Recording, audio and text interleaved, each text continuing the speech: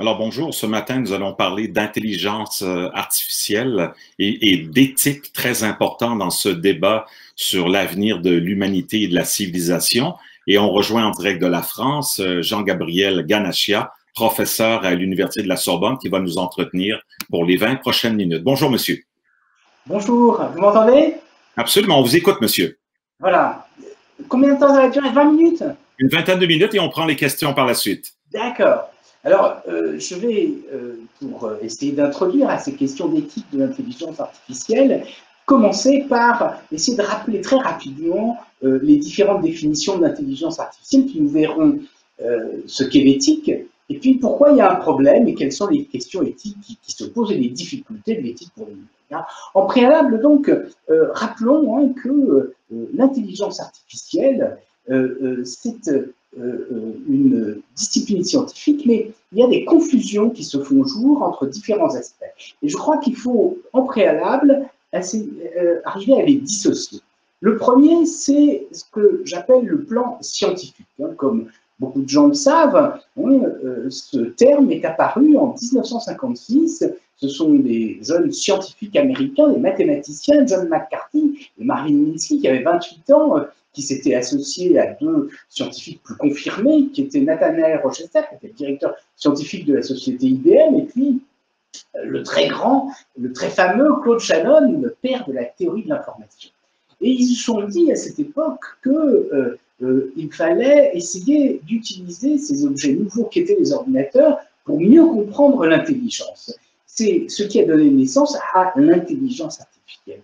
J'insiste ici sur cet objectif. Il ne s'agissait pas de composer avec une machine un double de nous-mêmes, une intelligence. Il s'agissait de mieux comprendre l'intelligence en la décomposant en fonctions cognitives. C'était donc une discipline analytique qui essayait d'énumérer toutes les caractéristiques de l'intelligence et ensuite d'avoir des caractéristiques tellement élémentaires qu'une machine puisse être construite pour simuler ses fonctions cognitives. Et ça, c'est le premier point, ce caractère analytique. Et le deuxième point qui est important dans cette discipline, c'est le caractère empirique. L'intelligence artificielle commence par modéliser les fonctions cognitives et par les confronter avec ce que l'on connaît empiriquement de ces fonctions. Par exemple, si on modélise la perception, on va essayer de comprendre la différence entre la perception humaine, la perception du visage et la perception par une machine. Donc ça, c'est le premier plan. À ce premier plan scientifique qui va donner naissance au milieu des années 70 aux sciences cognitives, on doit ajouter un deuxième plan qui me semble important, qui est un plan technologique. C'est que ces fonctions cognitives, que ce soit la perception, la représentation des connaissances, l'exploitation des connaissances, le raisonnement, les facultés de communication ou la mise en œuvre dans le monde réel avec la robotique, tout ça, ça peut ensuite être utilisé dans des dispositifs matériels pour simuler ces fonctions cognitives, pour rendre tout un tas de services. Et la raison d'ailleurs pour laquelle nous sommes réunis là, la raison pour laquelle le numérique est aussi important aujourd'hui, c'est parce qu'effectivement, avec le web d'un côté, avec la diminution du coût des capteurs de l'autre, on a de plus en plus d'informations et on veut traiter cette information et là, l'intelligence artificielle joue un rôle crucial pour cela. De nombreuses applications, alors je ne passerai pas tout en revue puisque vous avez dû en entendre parler, mais que ce soit la reconnaissance de la parole, des images, des visages par exemple, l'organisation des connaissances avec des ontologies dans les systèmes d'information pour les organisations, le diagnostic automatique, la justice prédictive, le calcul de la réputation, la démonstration automatique, et tout ça, ça fait un socle énorme d'application de l'intelligence artificielle. Mais oui, ce n'est pas seulement la science, c'est vraiment l'aspect technologique. Et puis il y a un troisième plan qui doit encore être dissocié et qu'il ne faut pas confondre, c'est le plan de l'imaginaire.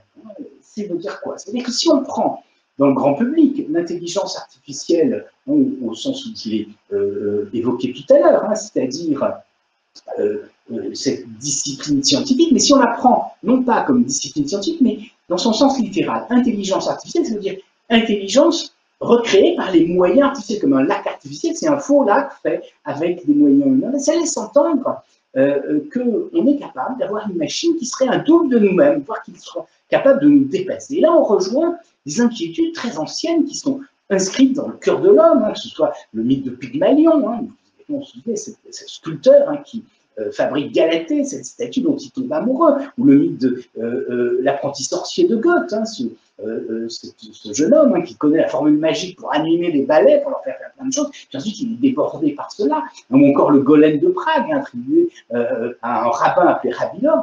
Donc ces mythes hein, très anciens, ils semblent comme ressurgir aujourd'hui avec l'intelligence artificielle.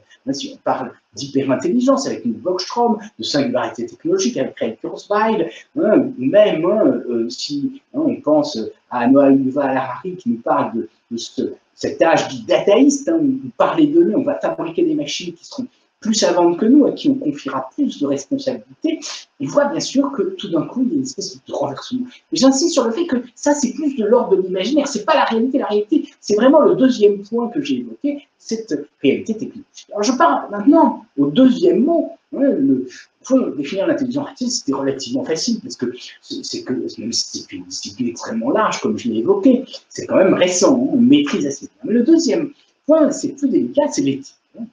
Alors ça, c'est une autre paire de manches, je vais essayer quand même très rapidement. Hein. D'abord, il faut rappeler que le terme éthique vient de ethos en grec, qui signifie mœurs, coutumes, habitudes. Initialement, l'éthique tient donc à une tradition. On fait ce que nos pères ont fait, qu'eux-mêmes ont fait ce que leurs pères et leurs grands-pères firent. Cette première attestation, d'ailleurs, hein, exactement cette première signification, hein, se réfère à l'attestation ancienne en grec, hein, qu'on retrouve chez Homère, où ethos, ça désigne un lieu familier aux animaux, comme par exemple un abreuvoir ou une étable. Ça, c'est le point ancien. Puis plus tard, hein, pour des philosophes comme Aristote, ethos évoque aussi le désir, la volonté d'un côté, et d'autre part la rationalité requise pour délibérer et choisir les actions qui vont satisfaire nos désirs et nos volontés. L'éthique correspond alors à la philosophie pratique, à savoir à la réflexion sur le bon agir. Implicitement, donc, s'il y a éthique, c'est qu'il y a liberté. C'est que nous ne sommes pas uniquement soumis à nos instincts, il n'y a pas de nécessité, mais on est capable de choisir. Et pour Aristote, non seulement donc, il y a cette rationalité, mais en plus de ça, l'habituation, donc le sens premier du terme, joue un rôle important. Hein. Lui-même d'ailleurs dit hein, que l'acquisition des vertus, ça dépend de l'habitude. Autrement dit, hein, l'éthique a toujours fait apparaître une composante entre deux aspects, l'un qui vient de la société, de la tradition, de l'autorité des anciens, et le deuxième qui vient de l'individu, de sa volonté, de ses désirs, et en même temps de sa rationalité, de sa capacité à réfléchir. Alors, on retrouve ça dans plein de philosophes, par exemple au XXe siècle en France, hein, vous avez Bergson hein, qui parle des deux sources de la morale et de la religion, ben, c'est bien sûr de ces deux sources dont il est question. Alors, si on parle d'intelligence artificielle, on conçoit tout à fait que ça a à voir avec la rationalité et la volonté, hein, et c'est tout particulièrement le cas lorsqu'on échange avec les machines, hein, parce qu'il faut essayer de les soumettre à nos désirs en évitant qu'elles nous piègent.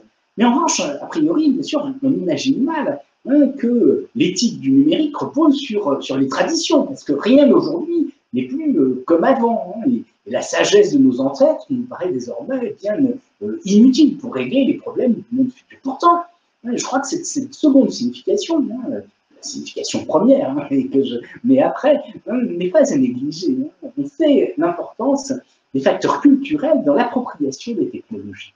Et je vais prendre pour ça un concept que certains connaissent peut-être, c'est la notion d'affordance. Vous savez que c'est une notion qui a été introduite par un psychologue de la perception dans les années 50, Gibson, qui a été reprise par Don Norman, qui est le théoricien du Macintosh et des interfaces modernes, et qui montre que, justement, hein, si on veut s'approprier ces machines, hein, par exemple la poubelle, par exemple le bureau, etc., il faut que ça fasse écho à nos habitudes. Donc on se trouve plongé dans le monde numérique, un peu comme dans un monde courant. Donc, et ces deux aspects, je crois, sont importants. Alors maintenant, ouais, on a défini l'IA, on a essayé de définir l'éthique, du moins de rappeler les aspects importants. Pourquoi est-ce qu'il y a un problème? Pourquoi est-ce que l'éthique des machines pose un problème? Ben, je crois que, comme souvent, hein, l'éthique, ça tient à ce qu'on a une confrontation entre deux mondes, le monde des machines et le monde des hommes. Et c'est justement à la jonction, au bord, sur les marges, que les problèmes se posent. Parce que les machines, s'il s'agissait simplement de s'assurer qu'elles fonctionnent toutes seules, c'est ce qu'on a fait en informatique, on a des théories mathématiques, mais la difficulté, c'est justement le lien avec l'humain. Les technologies de l'information se sont massivement développées avec l'avènement du web, et puis avec le 21e siècle, un peu après, avec ce qu'on appelait le web 2.0, et puis ce qu'on appelle aujourd'hui le numérique, qui fait d'ailleurs l'objet le titre de votre semaine. Et tout d'un coup, justement, cette diffusion fait que les questions éthiques ont surgi. Avant, dans les années 80, on parlait assez peu d'éthique de l'informatique, c'était éventuellement de l'éthique de professionnels. Alors, quels sont les risques? Je crois que les risques, ils sont de deux ordres. D'un côté, on craint que les machines prennent la place des humains, qu'elles les gouvernent. Plus exactement, pour reprendre les craintes exprimées par un romancier français du XXe siècle, Georges Bernanos, on craint qu'elles nous contraignent à vivre sur un rythme qui n'est pas le nôtre. Et conséquent, ces machines nous asservissent d'une certaine façon, que les machines fassent que les hommes soient à leur propre image. Alors, sans aller jusqu'à reprendre au sérieux toutes les hypothèses imaginaires, le troisième plan que j'ai évoqué tout à l'heure, une domination des humains par les machines, je crois qu'il faut bien sûr se demander comment faire pour que nous puissions continuer à être responsables et que nous puissions vivre en harmonie avec ces machines. Donc, ça, c'est le premier plan. Il faut que les machines ne se substituent pas à nous, qu'elles nous donnent toujours la prééminence. Le deuxième point, qui ne doit pas être ignoré, c'est qu'il se pourrait que les machines deviennent des instruments au service de nouvelles puissances. Pour le dire autrement, un auteur de science-fiction extrêmement connu, Ray Bradbury, à qui on pose la question « Est-ce que vous avez peur des robots ?» Il dit « Non, je n'ai pas peur des robots, mais j'ai peur des hommes qui sont derrière les robots. » Mais c'est bien cette question qui est une question politique qu'il faut poser. À partir de ça, donc, si on veut inventorier les questions éthiques, comme je l'ai dit, c'est à la jonction des hommes et des machines que les problèmes se posent, nous allons envisager les choses de deux façons, dans deux sens. D'une part, des humains vers les machines, à savoir la commande des machines, et puis ensuite des machines vers les humains. Quel est le retour que nous envoient les machines?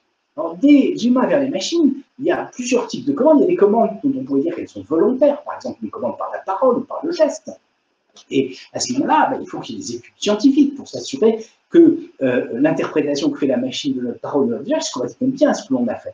Mais bien sûr, il y a d'autres types de commandes qui sont plus problématiques parce qu'elles sont involontaires. Par exemple, la reconnaissance des émotions ou les interfaces cerveau-ordinateur. Et là, bien sûr, on se trouve dans quelque chose qui est beaucoup plus délicat. Donc ça, c'est dans le premier sens. Et dans le deuxième sens, le retour des machines, on distinguera trois éventualités. Les machines peuvent, d'une part, nous affecter directement. Par exemple, ce qu'on appelle les dispositifs haptiques à retour d'effort, qui sont indispensables pour le chirurgien, la robotique chirurgicale, ou pour les instruments musicaux virtuels. À ce moment-là, si on veut s'assurer que ce retour est satisfaisant, il faut qu'on fasse des études scientifiques, et on peut le faire. Et ça peut avoir, d'ailleurs, des effets extrêmement positifs. Par exemple, il y a des gens qui sont capables, dans le domaine de la chimie, de visualiser des molécules pour pouvoir avoir une interprétation des phénomènes microscopiques.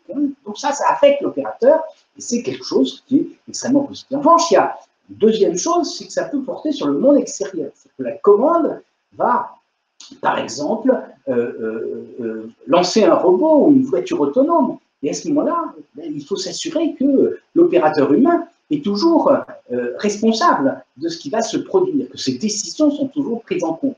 Et pour ça, il faut qu'ils comprennent exactement les conséquences des actions qu'ils ont accomplies, des commandes qu'ils ont faites. Il faut s'assurer, bien sûr, qu'on a affaire à des machines qui répondent correctement à ce que nous faisons. Puis enfin, dans le troisième cas, c'est le fait que les informations qu'on met sont transmises à des tiers qui peuvent les utiliser. On peut penser par exemple à l'établissement du crédit social en Chine, mais ça peut être avec les banques, ça peut être avec l'État, ça peut être avec les grands acteurs de l'économie. Et c'est d'autant plus pernicieux lorsque les informations que l'on donne sont involontaires, comme avec les interfaces cerveau-ordinateur. Alors, on vient maintenant à la dernière partie. Donc, quelle est la difficulté d'une éthique pour le numérique, hein? Et je crois que c'est ça, bien sûr, qui demande d'avoir une certaine réflexion, hein. Vous savez qu'il y a de multiples comités d'éthique du numérique qui se sont constitués ces dernières années. En novembre 2019, il y a un an, un peu moins, pardon, un article publié dans la revue Nature en recensait au moins 84. Alors, ces comités d'éthique, ils essayent d'établir des régulations en se fondant sur des grands principes juridiques, voire en dressant des analogies entre la bioéthique et l'éthique du numérique. Alors, ça pose problème, d'abord parce qu'on a affaire avec des régulations extrêmement lourdes. Hein. Moi, j'avais compté, hein, l'an dernier, qu'il y avait à peu près 67 principes, ce qu'on a plus aujourd'hui. Hein, et moi, je suis ingénieur, hein, les 67 principes, si je commence à fabriquer quelque chose et que je dois avoir en tête les 67 principes, je vais être vraiment perdu. Hein, et donc, ça peut être problématique parce que ça peut museler l'imagination. Hein, ça peut être problématique pour l'innovation. De plus, hein, en imposant des normes et des règles, c'est que les normes et les règles, ce ne sont pas des lois, ça s'impose de façon plus forte. Donc, on va court-circuiter les institutions démocratiques, hein, et la souveraineté. On va avoir, hein, tout d'un coup des États qui seront dépossédés puisqu'on leur aura dit qu'il faut agir de telle ou telle façon. Puis enfin, hein, au plan de la personne, hein, l'éthique, hein, c'est une réflexion individuelle. Hein. Si on impose trop de choses, l'individu est de moins en moins libre. Alors, la condition de l'éthique, c'est justement la liberté. Puis enfin, dernier point, ce qui est paradoxal, c'est que ces comités d'éthique, hein, qui ont légiféré, qui ont écrit énormément de rapports, n'ont pas été capables de dénoncer un certain nombre de choses qui me semblent problématiques. Par exemple, Mark Zuckerberg, hein, le fondateur de Facebook, hein, qui a décidé de mettre des interfaces cerveau-ordinateur pour essayer de détecter le désir dans la tête. Hein. Du point de vue éthique, moi je trouve que c'est très choquant. Elon Musk qui dit qu'on va mettre des puces dans le cerveau pour augmenter notre intelligence, mais surtout, hein, pour nous mettre tous en réseau. Hein, ce qui veut dire qu'il n'y aura plus d'intériorité. Je crois que du point de vue éthique, hein, on a effectivement des questions qui sont tout à fait effrayantes, qu'il faudrait vraiment condamner. Et je trouve que c'est dommage que ça n'ait pas été condamné. En résumé, hein, les projets de régulation, hein, qui sont ceux des comités d'éthique, me semblent problématiques pour trois raisons. La première, hein, je l'ai dit tout à l'heure, c'est que normes, hein, ça échappe à la souveraineté des États. Hein, ça impose des règles à la fois, hein, aux États et aux individus. Et donc, hein, c'est quelque chose qui est privatif de liberté de ce point de vue-là. Hein. Deuxième chose, hein, il y a un paradoxe, parce que beaucoup de ces comités nous disent qu'ils veulent fonder l'éthique sur les lois fondamentales. Hein, ils pensent bien sûr, entre autres, aux droits de l'homme. Mais du point de vue logique, du point de vue philosophique, il y a une antériorité de l'éthique sur le droit. Le droit se fonde sur, entre autres, l'éthique, et puis sur d'autres aspects, qui sont des aspects politiques ou économiques. Mais je crois qu'il y a un renversement. Et puis enfin, un troisième point, hein, je l'ai évoqué tout à l'heure, c'est que beaucoup de ces comités fleurinent sur des principes d'éthique de la biologie et de la médecine. Or, l'introduction de ces principes de biologie, d'éthique de biologie de la médecine se sont faits à un moment donné, hein, dans les années 70, avec les principes de Belmont. Ils répondaient à des exigences particulières, dans une situation particulière, et je pense que ce n'est pas le même problème qui se pose aujourd'hui avec l'informatique. Donc, on est aujourd'hui, hein, avec ces comités d'éthique dans une situation difficile. Je voudrais conclure en disant que l'un des problèmes, c'est qu'il ne suffit pas d'émettre des principes généraux, hein, mais ces principes généraux, il faut être capable de les appliquer. Pour les appliquer, ben, il faut faire en sorte qu'ils soient compatibles. Or, le problème, c'est qu'ils sont en conflit les uns avec les autres. Ainsi, hein, tout le monde est d'accord avec la transparence, et tout le monde est d'accord avec la protection de la vie privée. Mais comment être transparent sans faire intrusion dans l'intimité de la vie privée? Comment assurer la sécurité de tous en respectant la vie privée? Hein? On voit qu'on a des conflits permanents entre ces différents principes. Hein. Et je crois que trop souvent, hein, dans les comités d'éthique de l'IA, hein, on arrive à émettre un certain nombre de principes abstraits avec lesquels tout le monde est d'accord, sans se soucier du fait que ces principes entrent en contradiction avec les autres. Et je crois qu'il faut, dans chaque situation pratique, se demander quels sont les compromis qui sont nécessaires, pas tellement quels sont les principes, ainsi, protéger la vie privée, l'équité, l'absence de biais, la sécurité, tout ça, ça va entrer en tension. Alors pour conclure, parce que j'ai pas beaucoup de temps, même si donc il y aurait beaucoup d'autres choses à dire ici pour approfondir, je voudrais faire une citation d'un philosophe français des années 70, enfin, du XXe siècle, qui a traversé le XXe siècle, Vladimir Yankelevitch, qui a écrit un énorme traité d'éthique de plus de 800 pages, le traité des vertus, et je crois que ça devrait nous donner à réfléchir. Et il nous dit, je cite, « Le mal, c'est la disjonction des vertus, c'est d'avoir une vertu sans les autres. Le mal, c'est d'être courageux sans être sincère sans être juste. » Alors j'ajouterais pour nous, aujourd'hui, avec le numérique, le mal, je crois que c'est de défendre un principe sans les autres. Par exemple, c'est de défendre la protection de la vie privée sans se soucier de la transparence. C'est de promouvoir la transparence sans s'assurer de la sécurité des individus. C'est de défendre la sécurité sans s'occuper de la liberté, etc. Et nous avons, je crois malheureusement, dans le monde dans lequel nous vivons aujourd'hui, suffisamment de mal, avec entre autres la pandémie, pour ne pas en rajouter en sacrifiant tout à une seule valeur. Par exemple, en sacrifiant tout exclusivement à la protection de la vie privée, et c'est ce qu'on a trop fait avec les systèmes de traçage, sans prendre en considération le fait que la solidarité était importante. Je dis, sacrifier tout à la vie privée pose problème, sacrifier tout à la loi pose problème, sacrifier tout à l'économie ou à l'égalité pose problème, ou sacrifier tout à une équité qui compenserait les inégalités pose problème. Ce qu'il faut désormais, je crois, ce que les comités d'éthique, pour l'instant, avec leur charte, ne nous ont pas donné. Ce qu'il faudra faire dans le futur, c'est cette capacité à faire des compromis, à trouver des solutions justes, à adopter une attitude vertueuse. Pour terminer, donc, je vais revenir sur Vladimir Yankelevitch et terminer sur lui pour vous inviter à réfléchir. Il nous dit « Le mal, c'est la dissociation des valeurs. Une valeur dissociée des autres devient méchante, devient mauvaise. » Merci beaucoup pour cette présentation. Nous avons déjà 3 questions du public. Je commence avec la première question. À quel moment, c'est la première fois, à quel moment avons-nous besoin de l'éthique du numérique? C'est à quel moment qu'on a commencé à en parler dans votre domaine? Très intéressant comme question.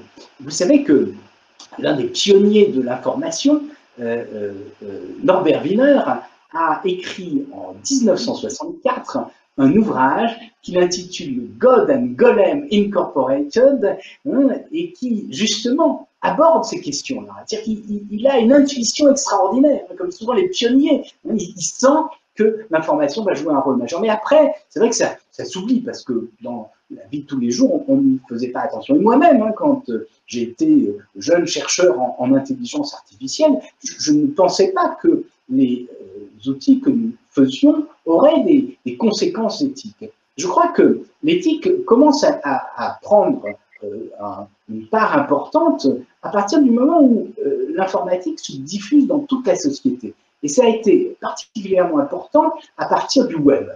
Et je crois que, par exemple, dans les années 2005, à ce moment-là, il y a eu une prise de conscience. En France, par exemple, c'est très intéressant, parce que moi, j'ai été alerté par ces questions-là. Au début, je pensais que je n'avais rien à faire avec les questions d'éthique.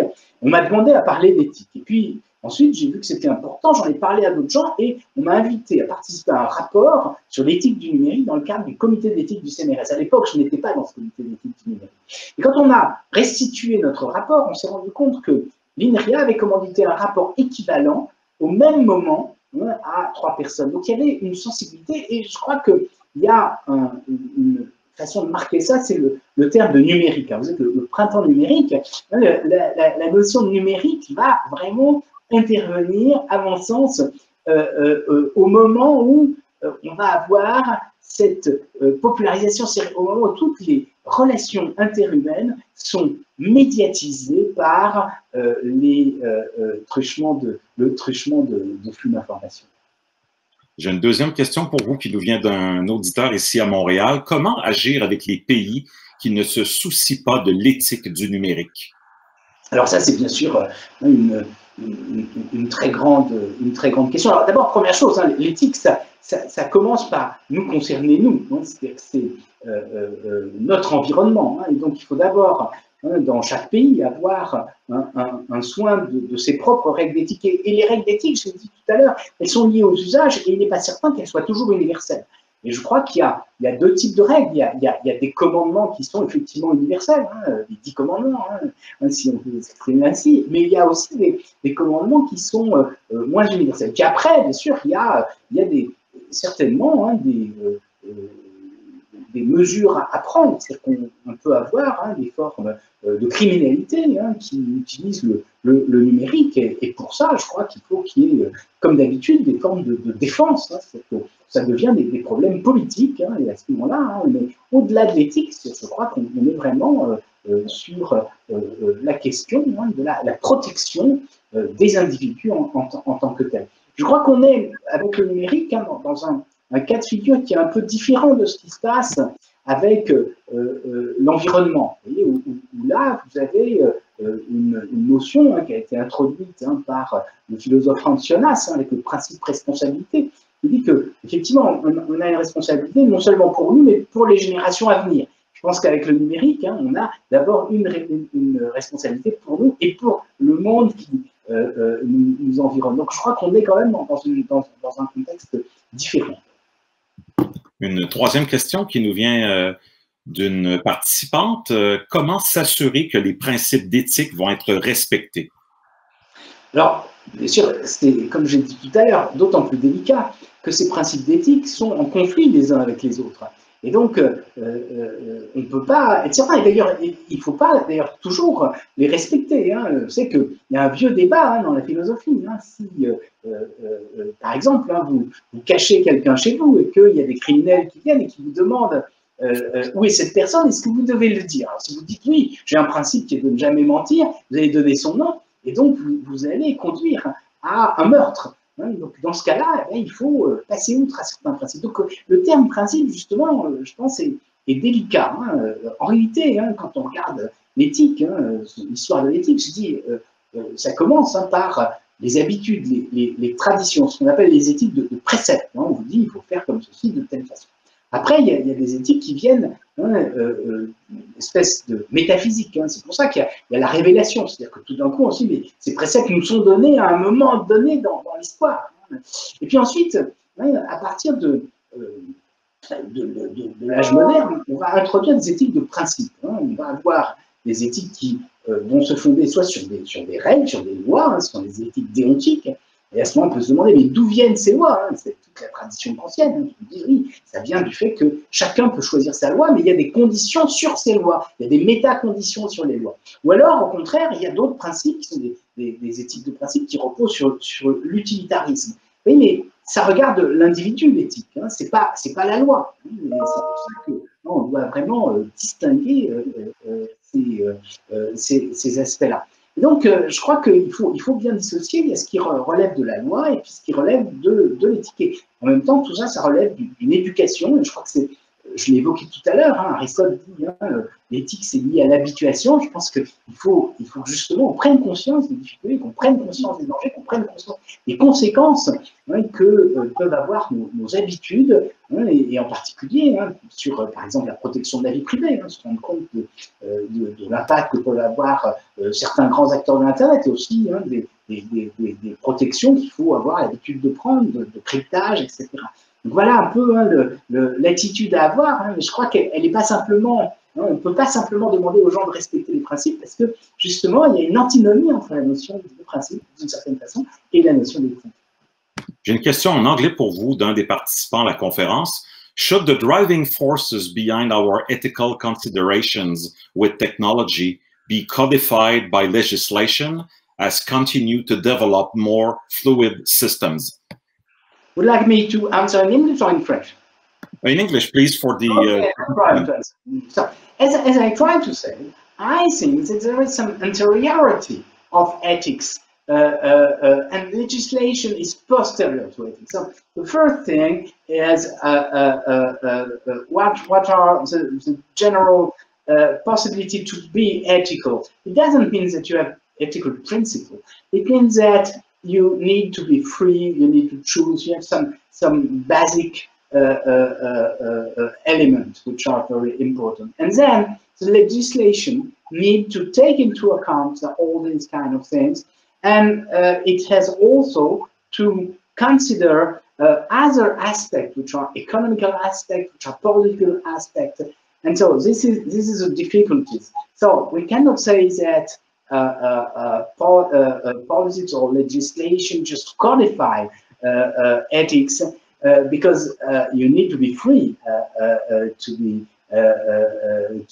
act ethically. But I think it's very important to leave the possibilities to act in an ethical way. So it means that you need to be free, and this is very important. And also, I think what is crucial today with the digital is the fact that in our current world, the big tech companies, giants of the world, have more and more power. And it doesn't mean that they are evil, but it means that they don't realize that they oppose to the notion of sovereignty. And for instance, one point which is very important in social networks, you have many possibilities to disseminate fake news or wrong information, etc.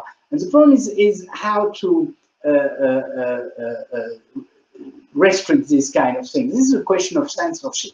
And usually it was the role of the state, it was an attribute of sovereignty to be show that you cannot disseminate any kind of information. And today the problem is the state and politicians don't want to assume this responsibility, and so they delegate the censorship to social network, which is a real problem. So in this way, yes, this is a real political question we shall have in the future: how to make it possible to for the state and also for the individual to assume the ethical responsibility. Merci. Vous nous parlez ce matin donc d'éthique en intelligence artificielle. Quels sont les dangers des algorithmes en ce moment quand on regarde ce qui passe sur notre fil d'actualité sur Facebook, les recommandations Netflix par exemple? Qu'est-ce que vous pensez? Est-ce qu'il y a des dangers que représentent ces algorithmes aujourd'hui en 2020? Oh oui, bien sûr, il y a énormément de dangers parce que toute la vie sociale est organisée aujourd'hui autour du numérique, et donc on peut fabriquer des informations fausses. Vous savez que les fake news peuvent avoir des effets extrêmement délétères, en particulier sur le pouvoir politique, mais pas uniquement. Des techniques d'intelligence artificielle peuvent à la fois fabriquer des choses, les disséminer ou les reprendre. De même, toute l'économie du web repose sur l'intelligence artificielle, avec, entre autres, les publicités ciblées, et tout ça peut avoir des effets qui sont tout à fait négatifs.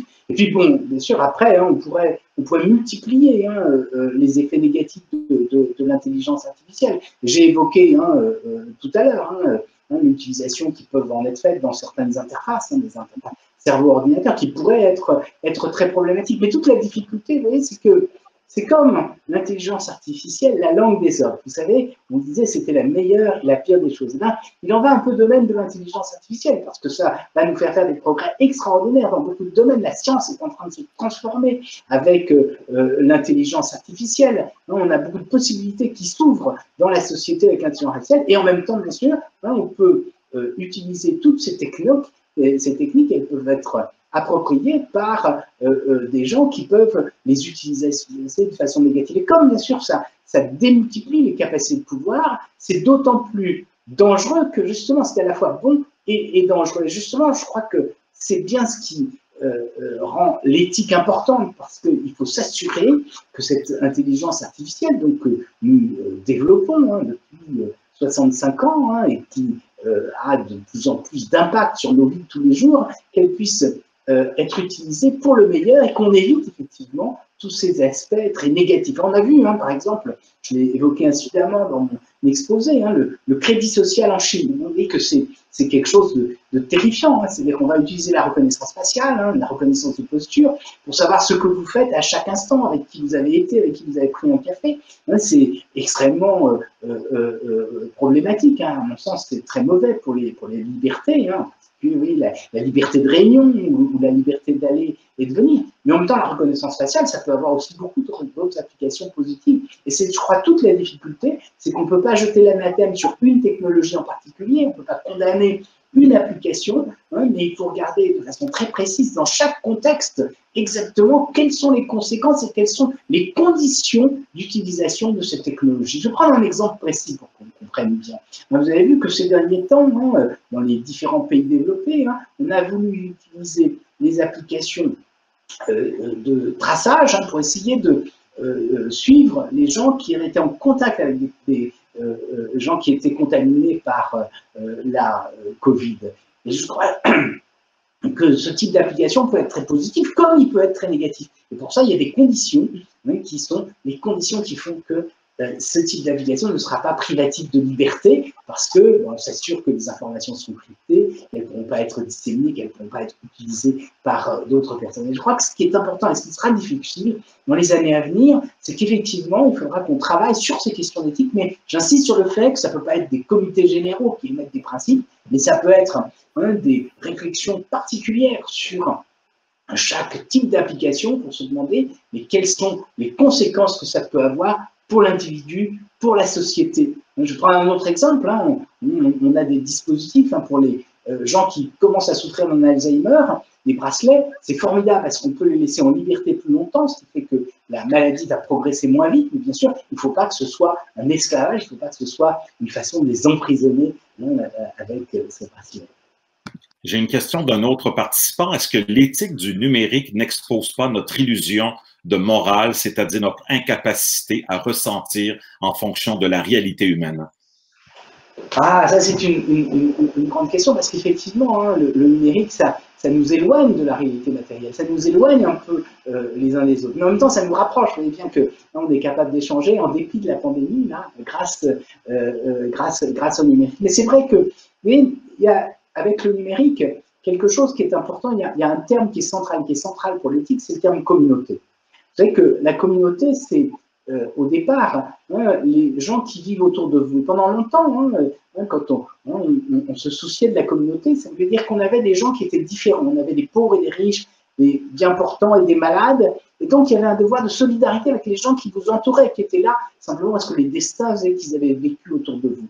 Aujourd'hui, avec le numérique, le grand risque, c'est de dire, la communauté, c'est la communauté des passionnés de timbres, de numismatique, ou de tout un tas de choses. C'est formidable parce qu'on rencontre des gens du monde entier et c'est extraordinaire. Mais il ne faut pas oublier, je crois que c'est vraiment ce dont il faut se rappeler aujourd'hui, il ne faut pas oublier qu'il faudrait aussi penser aux gens qui sont autour de nous, c'est-à-dire à notre communauté, et que le numérique ne doit pas se affranchir de ce devoir, de cette exigence de solidarité avec les gens qui sont autour de nous.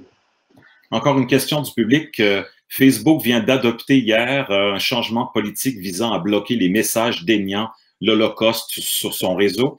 Quel genre de précédent cela crée-t-il, selon vous, pour les réseaux sociaux qui vont de l'avant? J'ai un tout petit peu commencé à répondre à cette question et je crois qu'elle est vraiment importante. C'est la question de la censure. Il incombe normalement aux États d'exercer une censure. Aujourd'hui, dans les pays démocratiques, des générations comme les nôtres, n'acceptons pas ça. On a l'impression qu'on peut tout dire. Et effectivement, on est habitué avec les réseaux à dire ce que l'on veut sans avoir de contraintes. Vous savez qu'avant, quand on écrivait un livre, au XVIIIe siècle, il fallait avoir le privilège du roi. Donc on passait dans une censure. Donc il y a deux types de censure. Il y a des censures préalables et ensuite il y a des censures postérieures. Si on a dit quelque chose qui est inconvenant, parce que par exemple c'est diffamatoire, ou ça incite à la violence, à ce moment on encourt un certain nombre de peines. Normalement, donc c'est l'État, c'est la justice de faire ce travail. Le problème, c'est que dans un monde tel que le nôtre, un monde d'information, où il y a une diffusion massive d'informations, mais on n'arrive pas à faire ça. On n'a plus la capacité technique pour le faire. Et donc, ça a conduit à déléguer à des acteurs, qui sont des acteurs de l'Internet, ce pouvoir de censure. Alors ça pose plusieurs problèmes. D'abord parce que normalement, ce n'est pas à ces acteurs de décider de ce qui est permis ou de ce qui n'est pas permis. Ça doit être à la représentation nationale dans un régime démocratique. Ce sont nos institutions qui doivent décider de ce qui est permis ou pas. Et puis, deuxièmement, ça pose un autre problème parce que ces acteurs eux-mêmes vont être débordés. Et donc, pour le faire, ils vont utiliser des règles, éventuellement, ils vont utiliser des algorithmes. Et donc, on va avoir une censure qui va être encore plus rigide, encore plus problématique que les censures qui existaient auparavant. Donc, d'un côté, je suis bien d'accord, il ne faudrait pas diffuser des messages qui soient négationnistes. Donc, de ce point de vue-là, c'est tout à fait positif. Mais d'un autre côté, je pense que déléguer ce pouvoir de censure à des acteurs privés me semble extrêmement problématique, et je crois que c'est vraiment une atteinte à la souveraineté des États, et je crois que ça va devoir faire l'objet d'un grand débat. C'est qu'on peut craindre d'abord que les règles soient beaucoup plus privatives de liberté, puisque ces acteurs eux-mêmes seront responsables, donc ils voudront se couvrir, donc ils vont être beaucoup plus contraignants, et puis surtout, ça risque d'être très pénalisant, parce que dès qu'on dira quelque chose de nouveau, de vraiment original, qui ne sera pas obligatoirement problématique, mais qui correspondra à quelque chose de différent de ce qui a été dit auparavant, mais on risque d'être censuré. Donc il faudrait bien sûr s'assurer que ces règles, qu'il puisse y avoir un recours contre ces règles. Je crois que c'est vraiment important. Pour l'instant, on a l'impression qu'il n'y a pas de recours, et ça m'embête énormément. Juste en terminant, peut-être une question. Si on regarde les applications concrètes de l'intelligence artificielle, peut-être d'ici 5 à 10 ans, est-ce qu'il y a des trucs que vous voyez, peut-être à court ou moyen terme, d'ici 5 à 10 ans, qu'on a de la difficulté à entrevoir aujourd'hui? Quelles pourraient être ces applications concrètes-là de l'IA d'ici 5 à 10 ans qu'on ne connaît pas aujourd'hui? Moi, ce que je crois, c'est lié à ce qu'on appelle l'Internet des objets, au fait qu'on va avoir de plus en plus de capteurs qui vont être disséminés un peu partout, et que l'intelligence artificielle va être indispensable pour interpréter toutes ces informations qui vont être récupérées. Et ça va avoir des applications dans énormément de secteurs. On parle, par exemple, dans l'industrie 4.0, c'est-à-dire effectivement une industrie dans laquelle on aura toute cette dissémination, il n'y aura pas de centralisation d'informations. Et puis, dans le domaine de l'environnement, on va aussi avoir l'utilisation de toutes les informations. Par exemple, vous voyez, la question de la traçabilité des aliments, la traçabilité agricole, qui nous permettra de calculer automatiquement l'empreinte carbone avec des techniques d'intelligence artificielle en exploitant toutes ces informations. Ça, je crois que ça fait vraiment partie des choses importantes, ou la surveillance de l'environnement, c'est les grands enjeux du futur. Je crois qu'ils sont vraiment liés à cela, et je crois que l'intelligence artificielle y jouera une part extrêmement importante. Jean-Briel Ganassia qui nous parlait en direct de France, professeur à l'Université de la Sorbonne à Paris, spécialiste de l'éthique en intelligence artificielle. Merci d'avoir été à MTL Connect aujourd'hui. Je vous souhaite une bonne journée et une bonne semaine. Au revoir.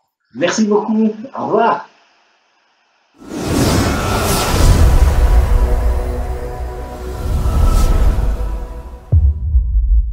Le cabinet créatif appuie chaque année 20 entreprises ou organismes du milieu culturel et créatif. Il les aide à planifier leurs exportations, à cibler et développer leur marché. Quand la créativité rayonne, c'est tout Montréal qui brille.